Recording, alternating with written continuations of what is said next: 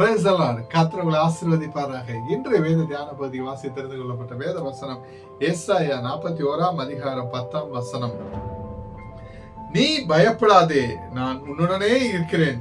திகையாதே, நான் உன் தேவன். நான் உன்னை பலப்படுத்தி உனக்கு சகாயம் பண்ணுவேன். என் நீதியின் வலக்கரத்தினால் உன்னை தாங்குவேன். ஆமென். ஹல்லேலூயா. கிறிஸ்துவுக்குள் பிரியமானவர்களே, அநேக நேரங்களில் நாம் ஊழியத்தின் பாதையிலும் உலக பிரகாரமான காரியங்களில் நாம் கடந்து செல்லும் போது ஏற்படும் இன்னல் துன்பங்களினால் ஏற்படும் பயத்தினை போக்கி நமக்கு ஒரு 5 வாக்குறுதிகளை தேவன் வசனத்தில் நமக்கு கூறுகிறார். முதலாவதாக, நான் உன்னுடனே இருக்கிறேன். ஆமென்.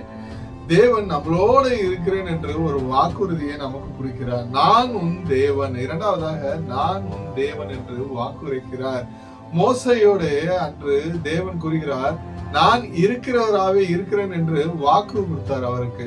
அதே போல தேவன் நமக்கு கொடுக்கிறார், நான் உன் தேவன், நான் உன்னோடு இருக்கிறேன் என்று கூறுகிறார். மூன்றாவதாக, நான் உன்னை பலப்படுத்துவேன். ஆமென். நம்ம பலவீன நம்ம இது மாதிரி பயம் ஏற்படும் போதோ இன்னல்கள் ஏற்படும் போதோ நம்ம துவண்டு போற நேரத்துல தேவன் நம்மளை புது பலத்தினால் பலப்படுத்துகிறார். நான் உன்னை பலப்படுத்துவேன். நான்காவதாக, நான் உனக்கு உதவி செய்வேன். ஆமென்.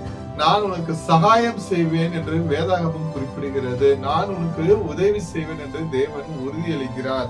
ஐந்தாவதாக, நான் உன்னை என் நீதி வலக்கரத்தினால் தாங்குவேன். ஆமென். ஹல்லேலூயா. கிறிஸ்துவுக்குள் பிரியமானவர்களே, அநேக நேரங்களில் நம்ம துவண்டு வாடி கீழே விழும்போது தேவன் அவரோட நீதியின் கரத்தினால் நம்மை தாங்கி வழிநடத்த வல்லவராய் இருக்கிறார். நம்ம அழைத்த தேவன் உண்மை உள்ளவர். கர்த்தராகிய இயேசு கிறிஸ்துவின் கிருபை உங்கள் அனைவருடன் கூட இருப்பதாக. ஆமென்.